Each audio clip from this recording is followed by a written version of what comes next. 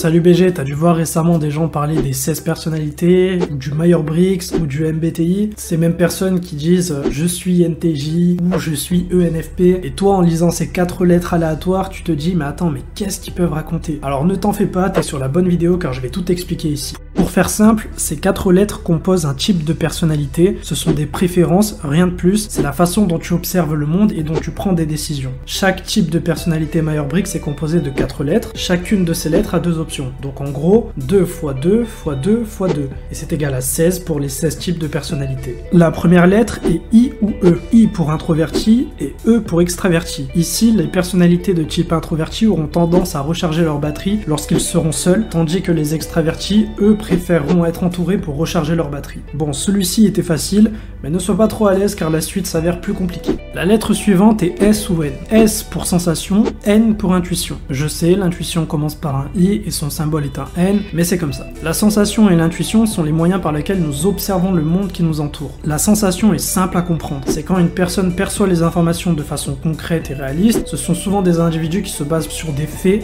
plutôt que sur leur imagination. L'intuition, quant à elle, perçoit les informations de façon globale et partent dans une vision d'ensemble plutôt que de se limiter aux détails. Ces personnes apprécient les associations d'idées. Pour faire simple, elles utilisent plus leur imagination que les personnalités de type sensation. Attention disclaimer, il ne faut pas voir tout blanc ou tout noir. Sachez que chaque jour on utilise un équilibre des 2 options. Cependant, en fonction de nos habitudes et nos façons de penser, on privilégiera souvent une façon plutôt que l'autre. C'est ce que le test essaie de mettre en valeur. La troisième lettre est F ou T. F pour feeling, donc sentiment en anglais, et T pour thinking, donc penser en anglais. Ce sont les 2 façons dont nous prenons des décisions. Avoir un type F ne veut pas dire que vous êtes émotif, mais plutôt que vous avez tendance à prendre vos décisions basées sur des critères subjectifs, en évaluant la cohérence avec votre échelle de valeur et en fonction de l'impact sur les autres. Prendre des décisions basées sur les sentiments, c'est le faire parce que j'aime le faire ou parce que d'autres personnes aiment le faire. D'un autre côté, la personnalité de type T sera plutôt du genre à prendre des décisions de façon impersonnelle, avec une raison objective et rationnelle derrière. Ce genre d'individu raisonne de façon critique, logique et indépendante. Prendre une décision basée sur la pensée, c'est le faire parce que ça a du sens, parce que ça marche, parce que c'est efficace. Encore une fois, nous utilisons les 2 traits chaque jour et le MBTI n'est pas destiné à vous mettre dans une case, c'est juste pour vous dire que la majorité du temps, vous utilisez soit l'un, soit l'autre. La 4e et dernière lettre est P ou J. P pour perception et J pour jugement. Pour être honnête, cette lettre est la moins précise dans sa signification, mais je vais essayer de faire au mieux pour vous l'expliquer. On peut remplacer par exemple percevoir par spontanéité et flexibilité, et on pourra aussi remplacer jugement par organisation et anticipation. Lorsqu'un type P prend une décision, il préférera la possibilité de s'adapter aux événements plutôt que de planifier ses activités. Ce sont des individus qui vivent un style de vie flexible et spontané. Pour eux, choisir c'est renoncer et ils auront une tendance à avoir le besoin de ressentir la pression du dernier moment. Un peu comme lorsque vous attendez le dernier jour des vacances pour réviser votre contrôle. D'un autre côté, les individus de type J auront plutôt un style de vie organisé dans le monde extérieur. Ils apprécieront une vie stable et un environnement de vie ou de travail structuré. Ce sont des personnalités qui se sentiront libres et efficaces lorsqu'elles pourront décider, planifier,